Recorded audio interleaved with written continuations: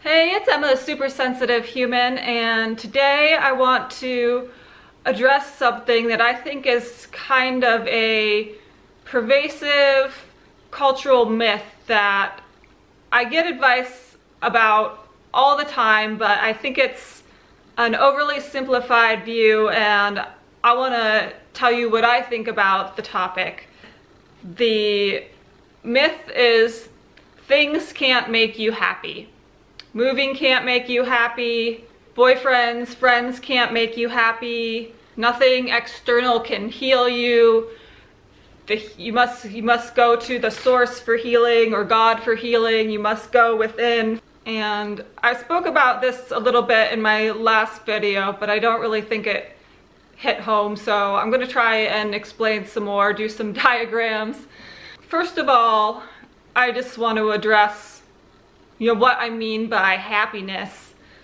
I think you could say a lot of things. Healing is happiness. You feel good when you're healed. You feel bad when you're ill. Fulfillment is a form of happiness, something that makes you feel fulfilled, being safe, being comfortable, the absence of being annoyed or in pain. When something goes away that's bothering you, you feel happier. Fun could be happiness, freedom when you're out doing what you want to do and you're exploring. Something that's interesting or stimulating can contribute to your happiness when you see new places, learn new things. All the positive emotions I'm saying are a part of happiness. So it can be hard to quantify because something might just make you just the tiniest bit happier. Like this green plant over here, might contribute 0.01% more happiness to my life to have this plant in my house than to not have this plant in my house. I think that as biological and spiritual creatures, we are programmed to seek happiness, and that those two things are not at odds with each other, the spiritual and the biological, nor should they be at odds with each other.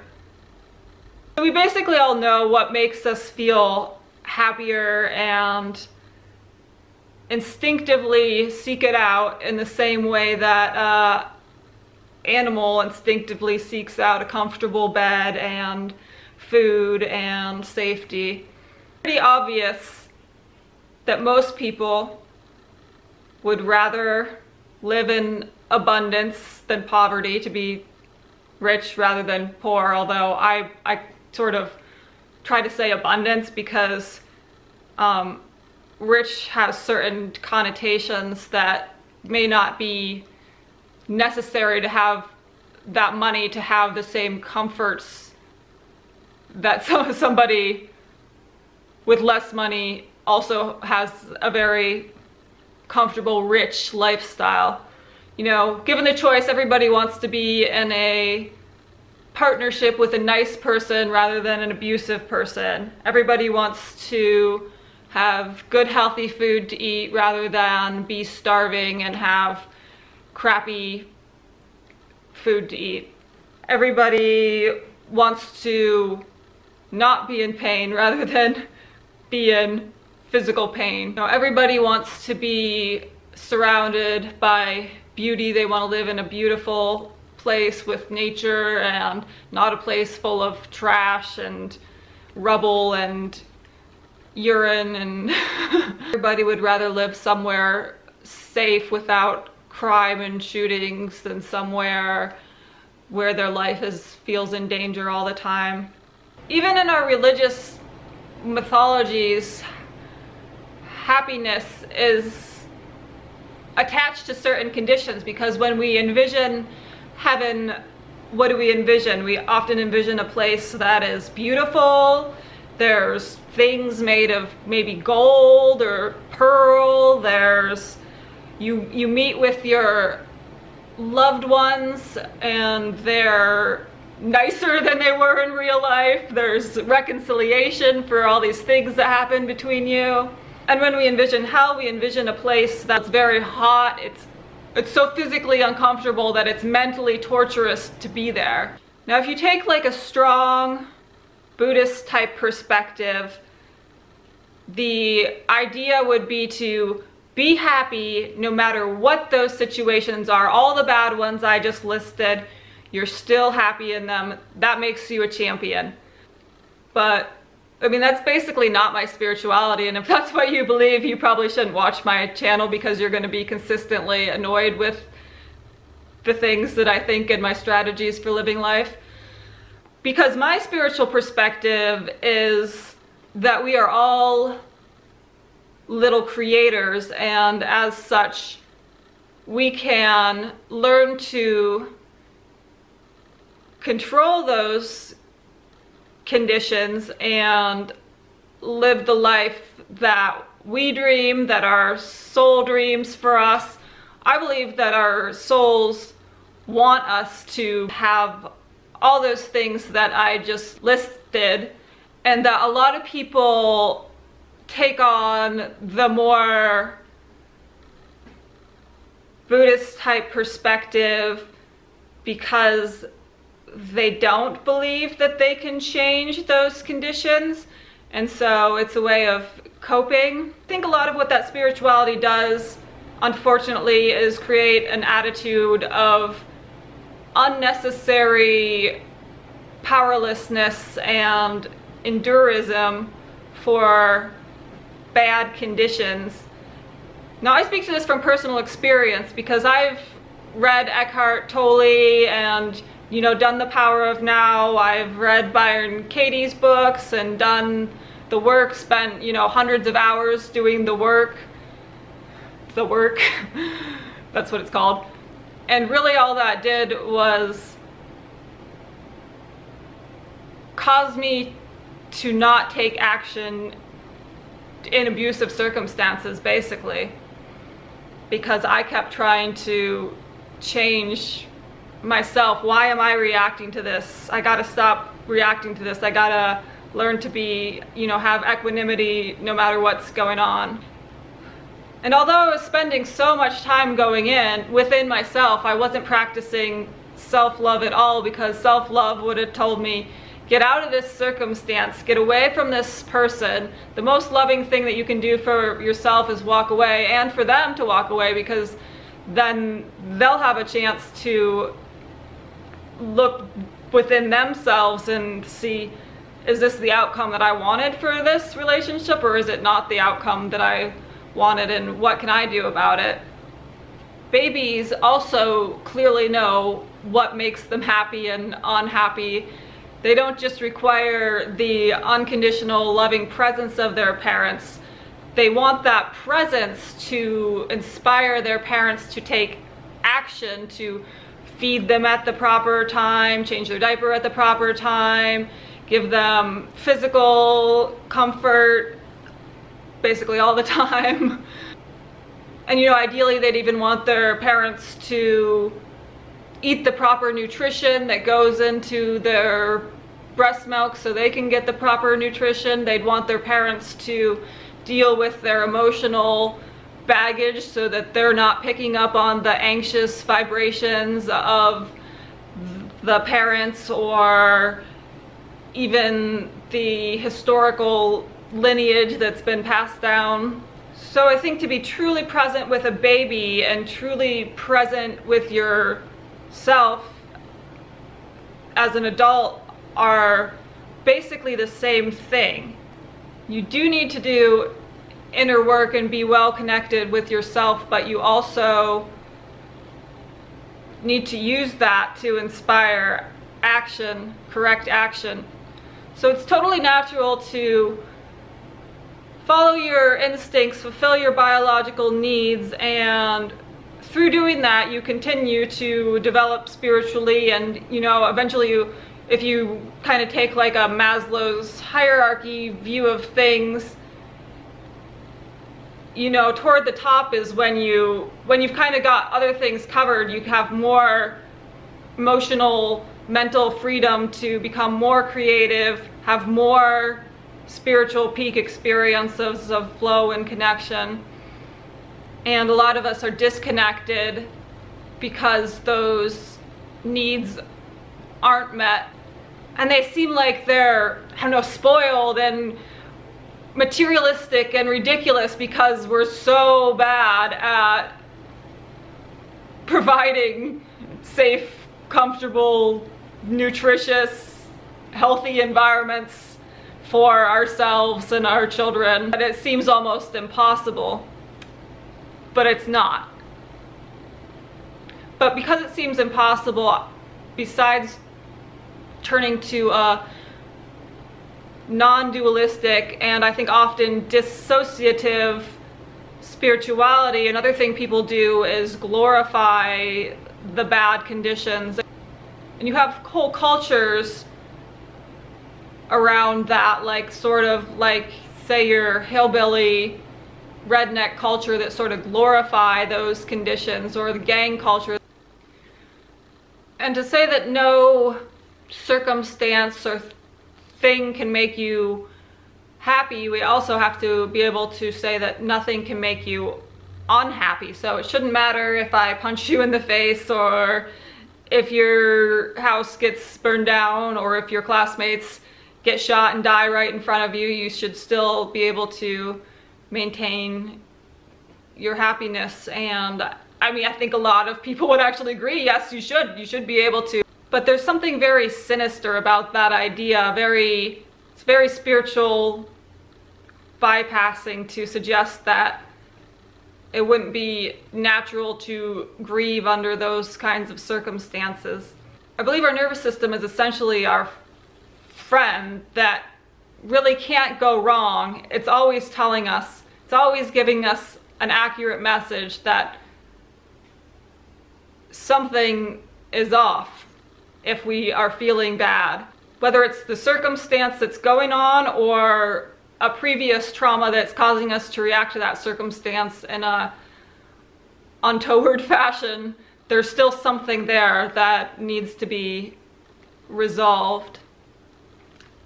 And if you're a certain kind of person, like I am, a person who is more on the nice side of a codependent relationship, or a person who has more of like an inferiority complex than like a overinflated ego, then you probably spend a lot of time not taking action or doing things when you should because you think that you're wrong. And there's nothing about the circumstance or the other person that could possibly be upsetting you.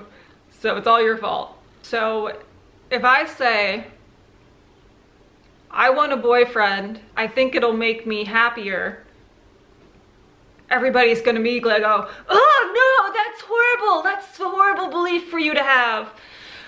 You'll never be happy that way. But again, I don't think that that's true. I've noticed a general improvement in my mood many times when I was with a partner.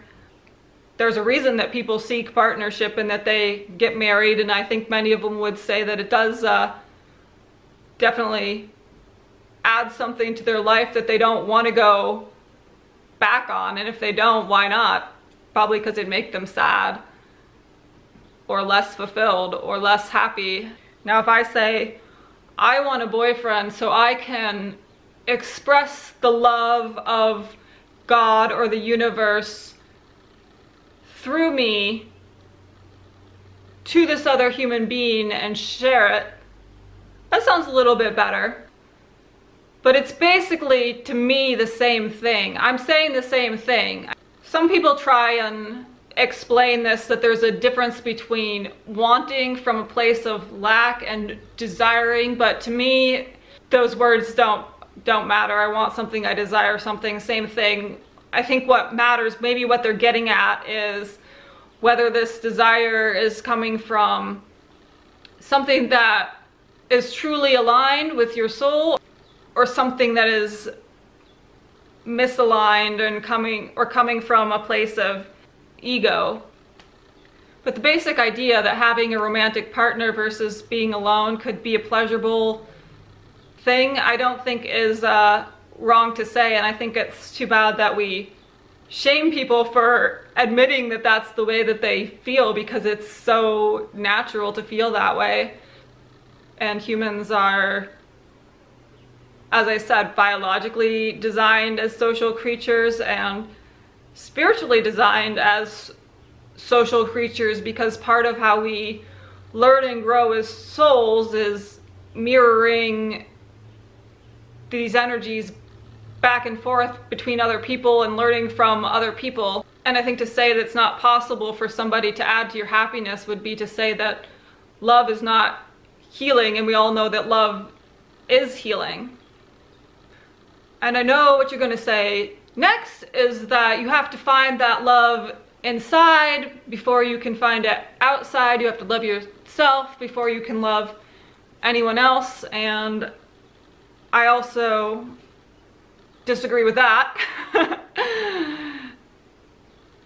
because it's a process of becoming more and more light, more and more enlightened, more and more healed, more and more happy. It's a journey, and there's no, now I'm okay, now I love myself, so now I can have a healthy partnership. Now I'm happy, before I was unhappy, so now I can have a happy partnership.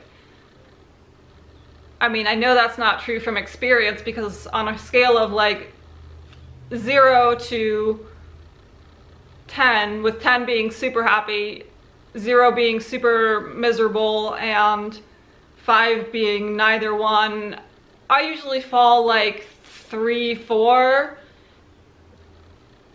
You know, ever since I got chronic fatigue syndrome, it's just not part of my biology to be happy in that sense. But I've certainly had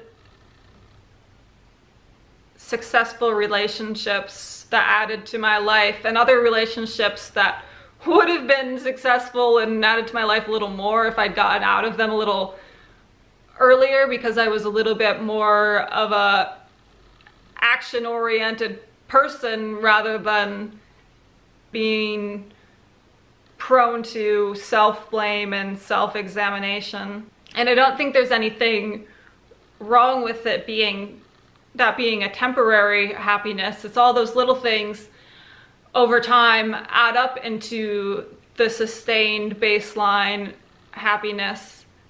And if they go away, you don't have to be sad if you feel empowered that you're the person that creates your reality, because you know that you can get that same thing and better back again soon.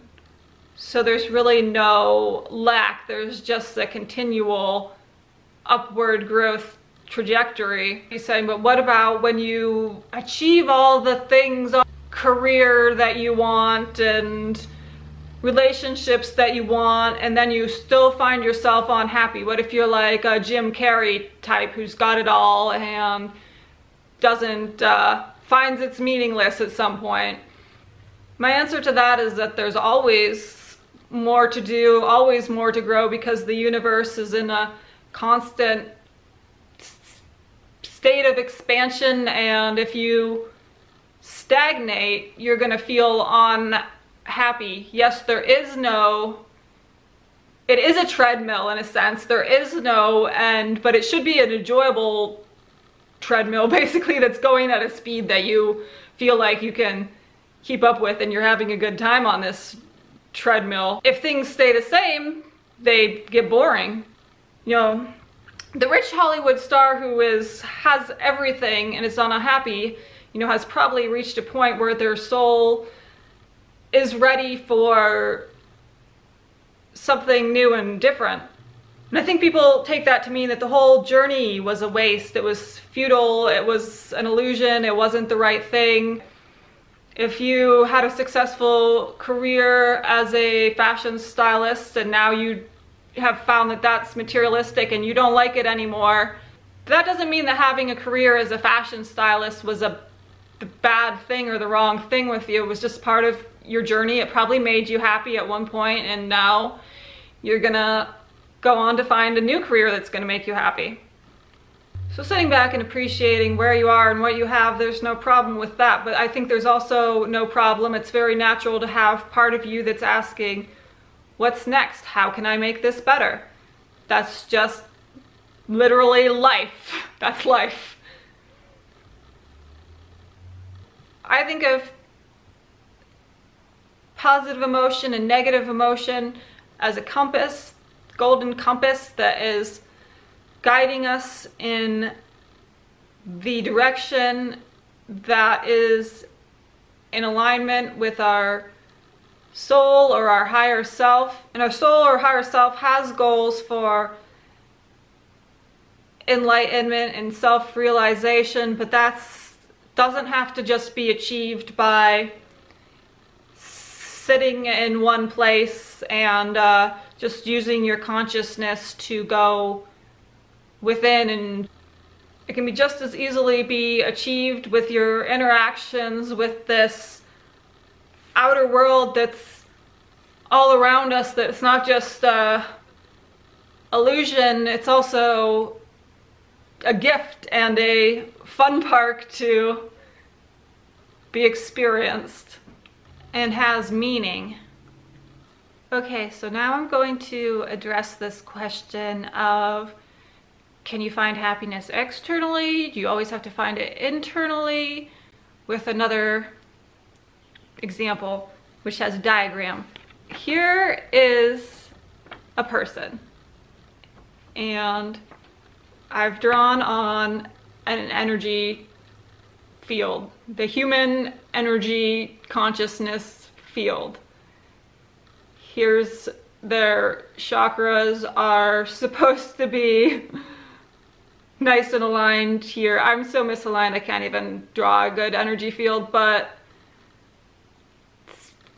pretend this person is a healthy, happy person.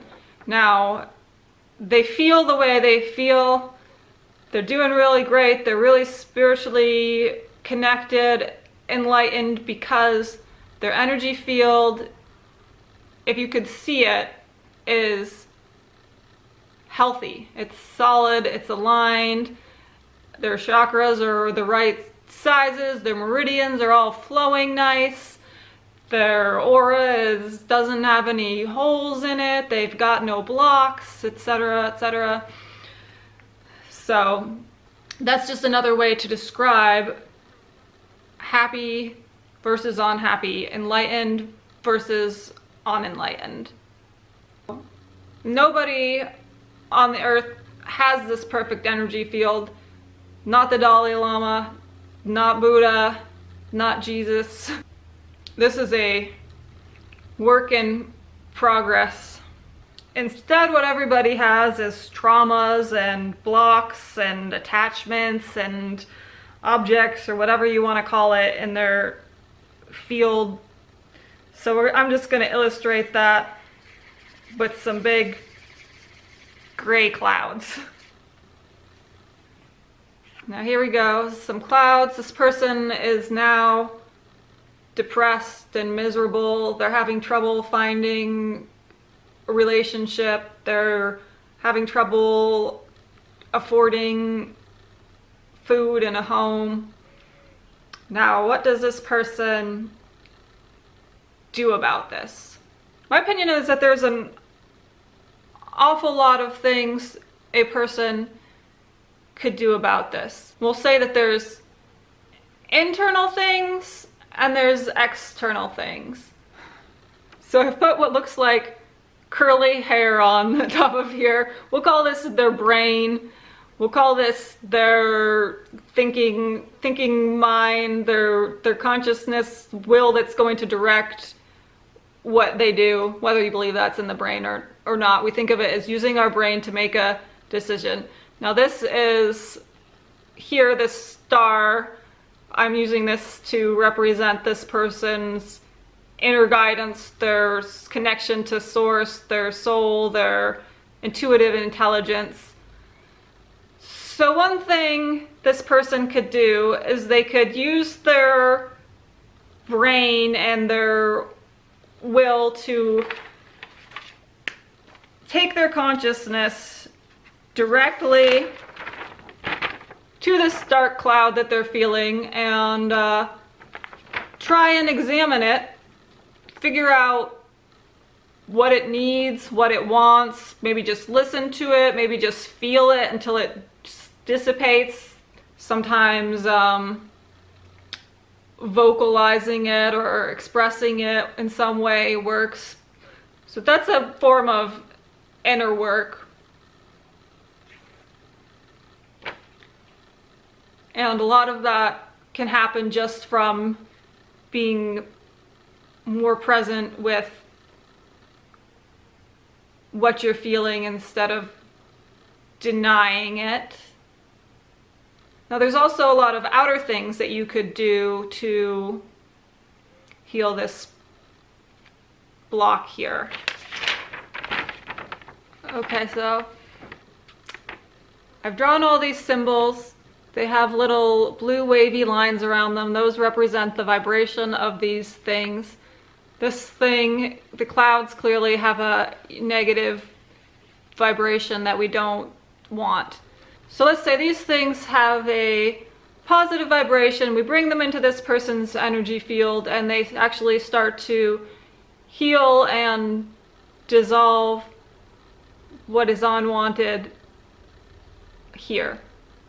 Basically we're raising this person's vibration with an external thing. So some of the symbols I drew, here's a flower. This one could represent herbs. This person's taking herbs and supplements that are just the ones that they need for their personal blocks.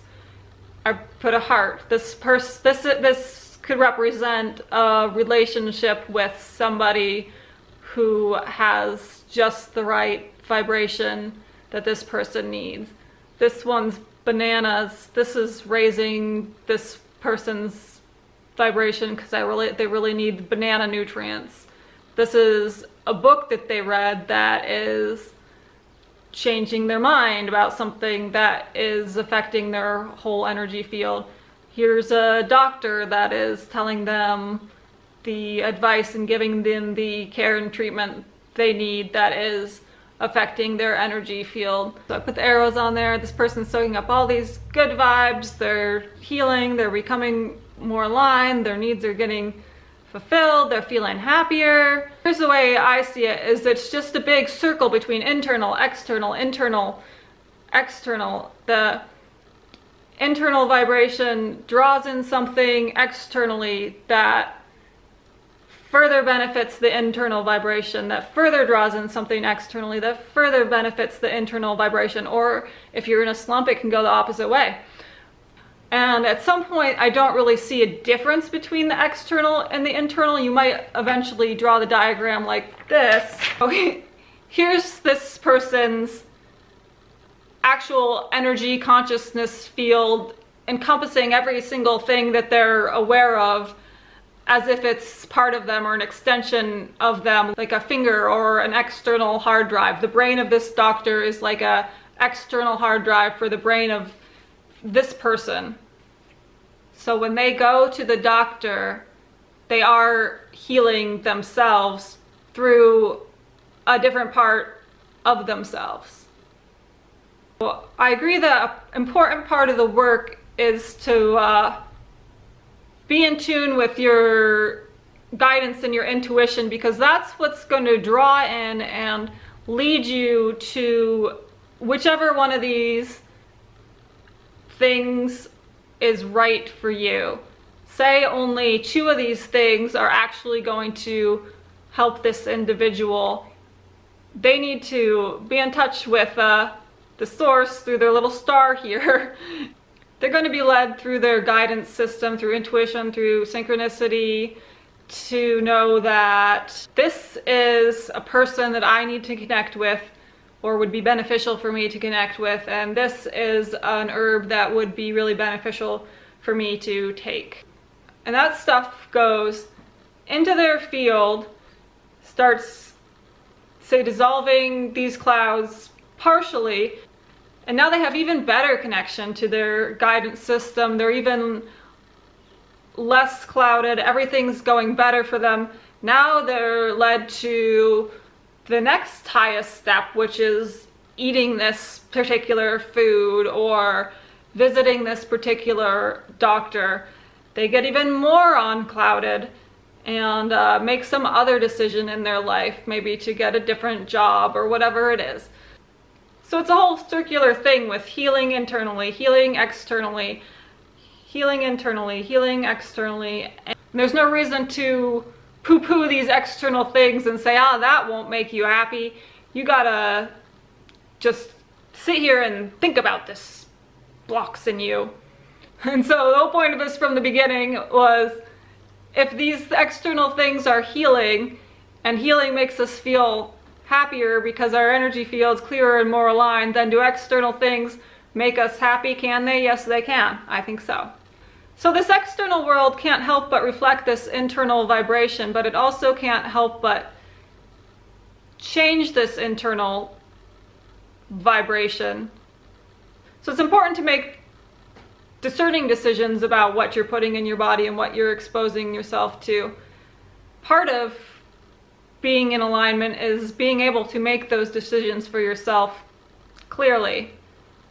And I've added here a house and a camera, which is meant to mean career because I'm YouTubing. Those things can also affect your vibration. So can moving heal this? I believe so. Can YouTubing heal this? Yeah, sure. And healing this will bring you in the opportunities for new places to live, guide you to new careers. So am I certain that there is a place out there that could help raise my vibration that's better than Rimrock? Is there a partner that's better than anyone that I've dated in the past? Is there a diet that's better than the one that I'm eating now? Better in the sense of improving this energy field, dissolving these shadows? I'm sure there is. I am certain that there is. And if you don't like this kind of way of thinking, then you probably shouldn't watch my channel if you think it's too complicated or too spoiled or whatever. I'm not gonna stop anytime soon. It's working for me. Even though I'm not healed, I'm doing a lot better than I've ever been doing before, and I'm excited to keep going.